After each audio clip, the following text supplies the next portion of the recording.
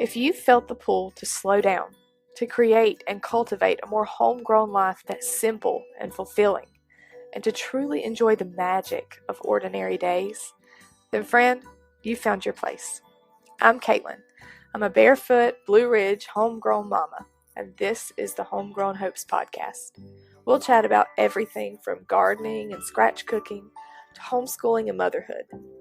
With some sarcasm sprinkled in, of course, because I am my daddy's daughter and Lord knows I'm fluent in that. Just know that whatever it is we're discussing, I am by no means an expert, and I'll never claim to be. I'm just sharing my experiences, the good and the bad, and making the most of the little moments in between. I'm so excited you're here, and so humbled that you've chosen to follow along and hopefully join me in cultivating our homegrown hopes. Hello friends, welcome to the Homegrown Hopes podcast. I'm your host Caitlin Etheridge, and today I'm joined by my friend Katie Bryant of the Caterpillar Project. Welcome, Katie. Thanks. It's good to be here. Yes, I'm excited to have you. We actually know each other in real life. Obviously, we live close to each other. And our kids are in homeschool group together. Yes. So when I started this podcast, I worked up the courage to talk you into being on here. It didn't take much convincing, which I appreciate very much, but I am so excited to have you here today. Do you want to give us just a little bit of background of who I am, what in the world I'm doing here? So we came from a very conventional life. We were very conventionally in our home, our products and how we lived. And then we went through kind of a transitional period, which we can talk about later.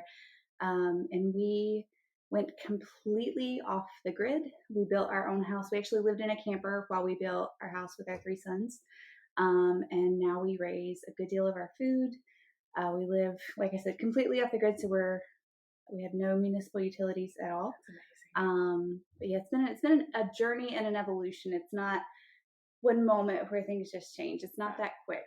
That's been the topic of conversation in like every interview that I've done so far, pretty much, because it's all homestead lifestyle related to some extent, but it's like it takes years, and you never arrive. It's definitely a baby steps process. It is, and if you accept that early on, you will be happier. That's such good advice. Yeah, just roll with it. Just know now that it's not going to be pretty or quick. Yep, absolutely. All right. Well, do you want to give us a little bit of the story of how you became an off-grid person? How we became the off-grid hippie weirdos. When I tell the story, everybody's like, wait a minute. So I think everyone's kind of preconceived idea is that you just look at each other one day and you're like, let's be off-grid hippie weirdos and sell everything. But for us, that's not how it worked. It wasn't a single aha moment that we just decided to do. It was actually a house fire. So my husband worked a little over an hour away. He went to work one day. We had 2 boys, and about an hour and a half after he left, the house caught fire with the boys and I trapped upstairs. Oh my gosh. So it was a 1911, like a historic home.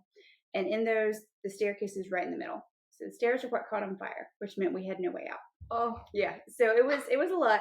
That's why the origin story of this it doesn't exactly start out fun, but it gets better, I promise.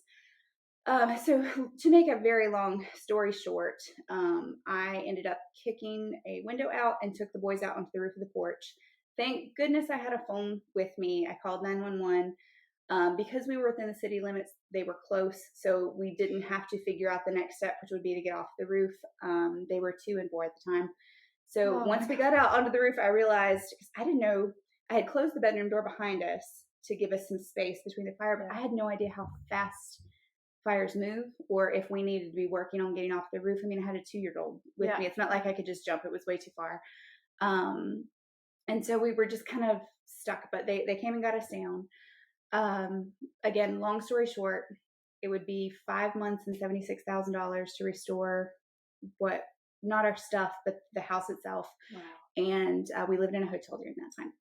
So we went from 3,000 square feet, completely full of stuff. It was orderly and tidy, but every bin was full of toys and everything had blankets and there was just stuff everywhere. Mm-hmm. So we went from that to, I don't really know how big the hotel room was. My guess is probably 300 or 400 square feet with nothing. We left with the clothes on our backs. We were not allowed to take anything out of the house because the smoke damage was really extensive. So the air conditioner was on, so it was just pumping smoke all over the house. So we went with this huge contrast from 3,000 feet full of everything we didn't need to, okay, what do we absolutely need just to get through the next couple weeks? Clothes, diapers, what do we need to survive? And so something about that contrast really shifted things in my brain to, okay, we could definitely get by with less. And then I had a really humbling experience of being given these forms. And on these forms, you list, they're called replacement something, but you list what you want the insurance to replace. And I realized I couldn't recall most of what we owned. Like right now, can you think of everything that's in your hall closet? Oh, your kitchen cabinets, your drawers? Of course not. None of us can. I find stuff all the time. And I'm like, I forgot I even had that. Yeah, or I didn't need it. And I realized that I didn't own much of anything intentionally because it was just the accumulation of stuff. We had several kids. And then that thought process was kind of something we were talking through because, again, we had 5 months in the hotel. It wasn't a quick stay. And then we did a final walkthrough of the house, which is where you meet with your contractors, your insurance people, and everybody. And you sign off and basically agree to pay them for the work they've done because it's complete. And my husband was meeting with people and talking about stuff that still needed to be painted and done. And I was just walking room from room, just crying. And it wasn't that we'd lost everything. It was that I could see the time that I'd lost. I could see all of the afternoons spent washing mountains of dishes because, if a kid finds a cup in the cabinet, they're going to use 11 cups every single day. They just will. All of that time that I'd spent doing that instead of playing cars on the floor with my children, or the mountains of laundry that I was washing that might not have even been dirty but got thrown in the hamper, that was time that I could have been snuggling with my husband on the couch or something more meaningful. Just managing all the stuff. Just managing the stuff. And we got back to the hotel that night because they still had about 2 weeks worth of work. And I just looked at Roy Kai, my husband, and I said, I don't know what we're going to rebuild, but I don't want to rebuild exactly what we had either. And that led to a lot of really hard, important, cathartic conversations that needed to happen. And that is kind of what birthed this whole evolution. Wow. It's a lot. That's amazing. I feel like that's, an extreme, I feel like though those extreme circumstances grow you as a person, whether we invited it or not, they grow you and they change you. And if you allow them to, they'll change you in a positive way. Yes. Oh, it's such a great attitude because it's definitely something that'll get your attention and make you reconsider what's important, for sure. And what you value. You know, what we were so grateful that no one was hurt severely. I mean, I had bruises from things and trying to get out the window, but no one was harmed. It was just stuff that was gone. And we were just so immensely thankful that was really the story of perspective. Yes, absolutely. Okay, so that led into you reconsidering what you wanted your life to look at. You kind of got I guess the positive is that you got to start from the ground up and create what you wanted. What about the off-grid lifestyle was appealing to you? So what we actually did is we sat down with paper in this hotel room floor. We put the kids to bed and we made a literal Venn diagram with circles. What is important to you? What is important to me? Where do we overlap? And then we decided to build a life around the middle part. The part where we overlapped in our values, the part where we each had non-negotiables. There were plenty of things that were peripheral that we didn't necessarily have to have as a core thing. And we said, okay, well, how, instead of living a life where we say these things are our values, but maybe our choices don't exactly align with that, how do we craft a life around our values instead? How do we make that the center point? And then, you still need a place to shower and you still need a place to do your laundry. So how do we make those things intentional choices from this place of this is what is most important to us? How do we build a life from those pieces? And that's what led us to, I don't know how much you have picked up from our page and our Instagram. We did our build debt free. My husband very much wanted to do it debt free. That was one of his non-negotiables. I really wanted to do things more sustainably. Okay. I felt like living conventionally like we had, I was not as able to live as sustainably as I wanted to. I felt that I was making a lot of compromises in yes, this is, sustainability is so important to me, but on everything I did. Yeah. And I was like, you know what? If I just rip the Band-Aid, Yeah. maybe Right. I Just can have to go for it. Yeah. And you just have to figure every piece out as you go. It's very possible. And it really comes back to being intentional, doesn't it? Yes, Really it does. considering everything that comes in. And starting with why you're doing it rather than, especially when we talk about off-grid living, I think everybody wants to talk about how. How are we going to build it? What are we going to use? How are we going to make the solar work or wind or whatever you're using? How are we going to do this? And people miss the why.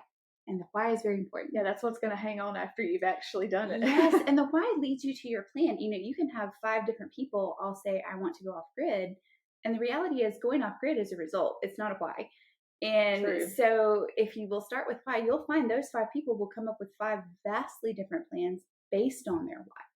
So if you start with that, it will also lead you to what you need to do specifically. We have friends who wanted to make little to no impact on the earth at all. So they did composting toilets and things.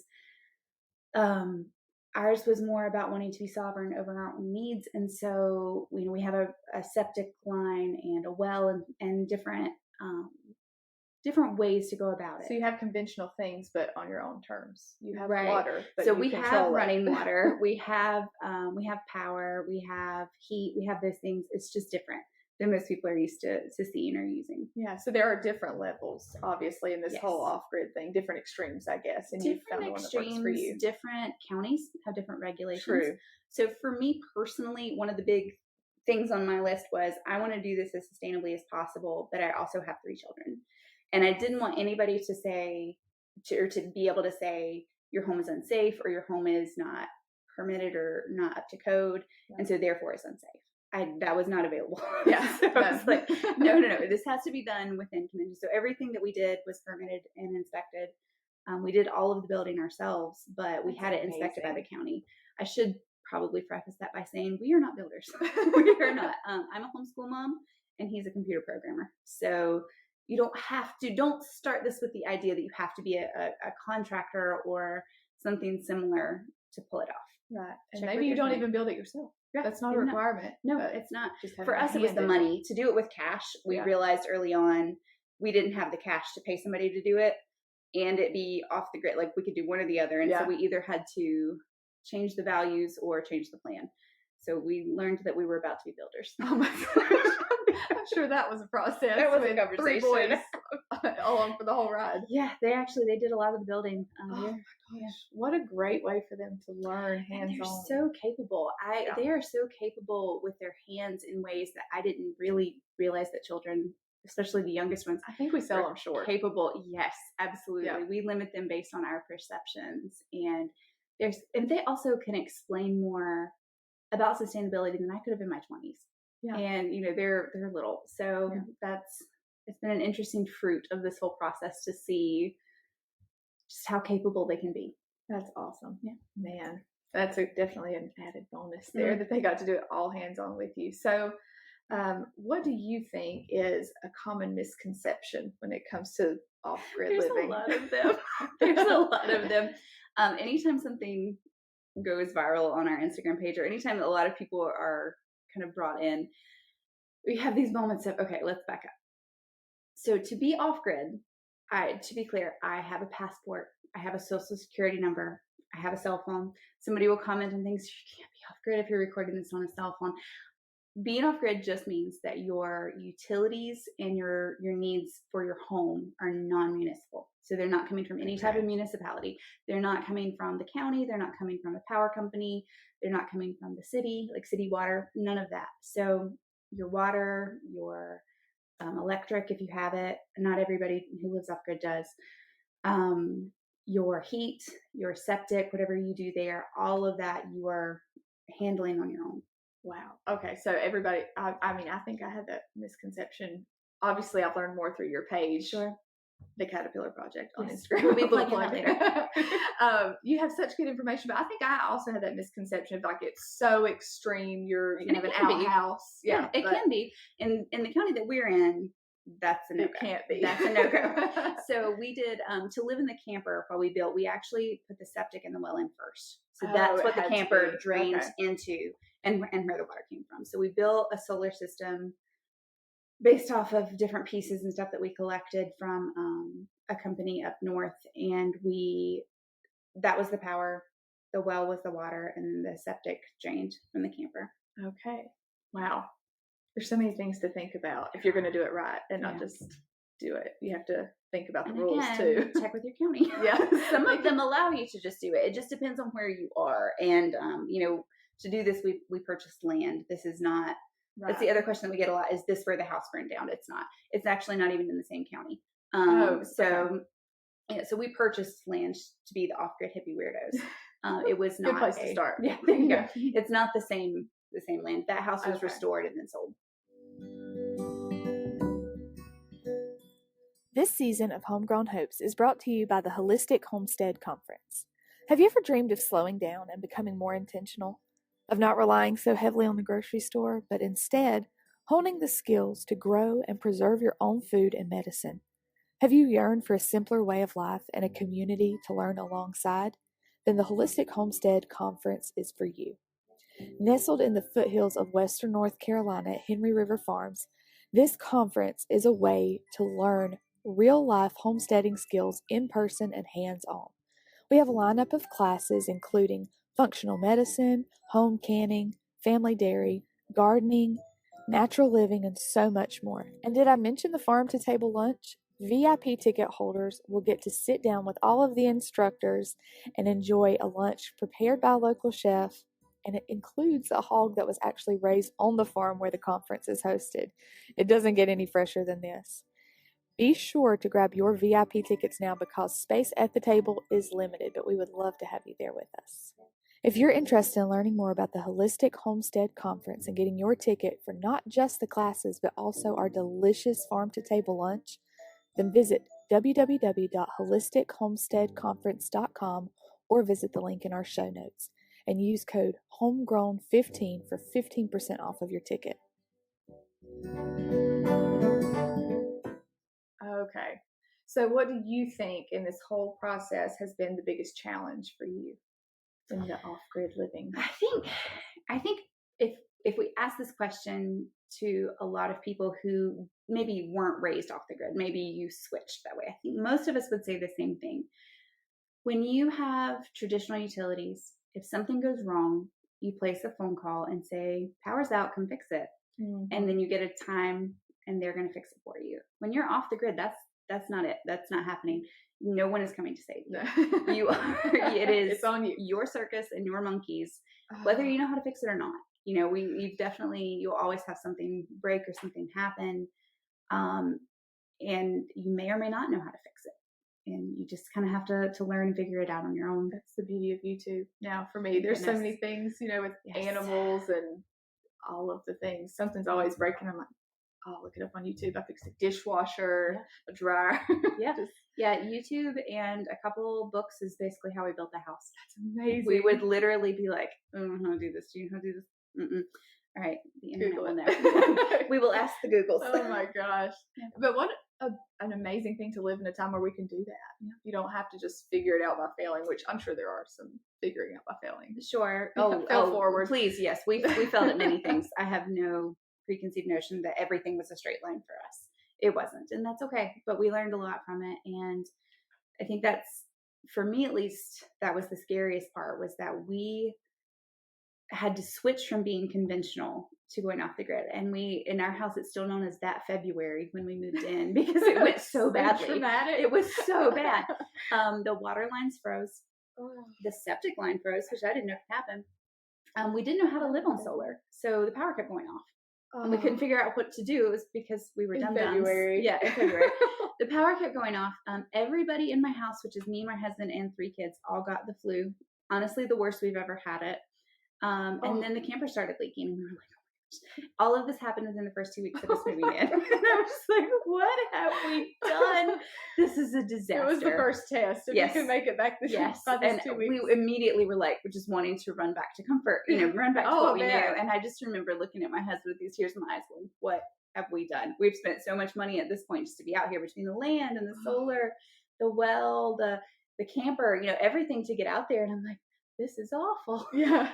We fixed each thing, and everyone got over the flu, and it got better. It did. And we eventually learned how to do things. We did. Obviously, you decided to stick with it. We did. We did. We dug our heels in. There was definitely quite a few nights of, what have we done? How are we going to, it's a shift. It's a big shift. Probably like with any big change, there comes a lot of big challenges. And you just happen to give them all in the very first 2 weeks. Yes, we did. But we survived, and we're here to tell the tale. Yes. So throughout this process, what do you think has been the biggest reward for you? I think each of us would say something different. Mm-hmm. One of the big things that my husband wanted was sovereignty over our needs, over our resources. He wanted to have the control over the outcomes as much as we can. Important. For me, the reward has kind of been doing it together. It's a double-edged sword. I mean, there's plenty of times where it was like, oh, I could do this a lot faster with my kids. But like anything. And we also homeschool. So, we have videos. Roy-Kai had put the decking on the roof and then had to go back to work because we did all of this while he still works full time as well. And so he was working from home, which was a camper. And so we had to dry it in. So I had to roof it myself. So he's out there running shingles up the ladder. I have got spelling words in my tool bag that I'm calling out to the boys who are down on the bottom, throwing water cups and stuff to me. And they're writing their spelling words out. And they're thinking, I'm like, this would be simpler if I could just roof the house and you could just go somewhere else and do your spelling. But we wouldn't have these memories either. Yeah, we wouldn't have the memories of doing this all together. Yeah. So what an amazing childhood, though, that's... We'll see what they say, won't we? We'll see. We'll see. We'll find out in 15 years when we ask them. Well, I think it sounds amazing. I appreciate that. So far they do tell too. My kids that all the time, and I'm like, "Do you see what an opportunity this is?" I'm like, "I hope you see." Yeah. Well, so far they're into it. Yeah. But let's ask them again in 15 years. They'll be like, "What were you thinking?" Oh my gosh, that's great. Okay, so what message do you want to leave our listeners with who are maybe intrigued by this lifestyle? What would you tell people who are considering this? So I would say kind of what I touched on earlier, which is start with why. Great advice. Everybody wants to jump into the how because it's interesting. Where are you going to go to the bathroom? How are you going to shower? Do you have any idea how to run solar? Most of us don't. Those kinds of things they're fun, they're exciting, they're interesting little puzzle pieces, and you want to start like piecing together this plan and this life. I would say hang all that first. Don't start there. Start with why. Get really intentional about it. Write it down. Like literally write it out. Talk about it. Talk about it with the other decision makers in your home. If that's just you, if that's a partner or a spouse, talk about those things because they're going to matter later and they're going to shape your plan. Like I said, we have friends who also went off the grid in a similar timeline as us. Their entire thing looks very different than ours. We're both, I would say, equally off the grid in very different ways. Definitely start with why. Because that's probably the thing that's going to keep you hanging in there when the how becomes really hard. When the how becomes hard, when everything is frozen and broken and everyone is sick, you will still be able to come back to why you started this. And if you start with that, you have the ability to craft a life around your values. And really any of us can do that, whether we want to go off grid or not. Whatever those values are, we can all craft a life around them. And when you do that, I have found that you need other people to love your choices a lot less if you love them yourself. Oh man, that's good. So that's been kind of something that's been interesting for me is I can't say that, the whole world approves of this plan, that it's okay because I do. Yeah. And I am steadfast in how I'm raising my children and how I live my life. And I don't need everybody else to agree. Oh, That's so true. Not I in really a feel that. not in a malicious way, Right. just in a different way. You're comfortable with it. Yeah. Oh, man, that's so insightful. What a great way to round this out. Thank you. That was beautiful. Okay, so before we close, do you want to tell everyone where they can find you? Oh, yes. So we're on Instagram. We're the Caterpillar Project. We can probably link it in the thing. Yes. I'll put in the show notes. But yeah, we're on there. You can find us. You can actually go back through highlights. I have the entire build up on. It's impressive. On our. Thank you. I stalked you a little bit. Did you? Yeah. That's fine. No, it's you can see the whole process. And we've always been very open about answering questions. We're kind of open books.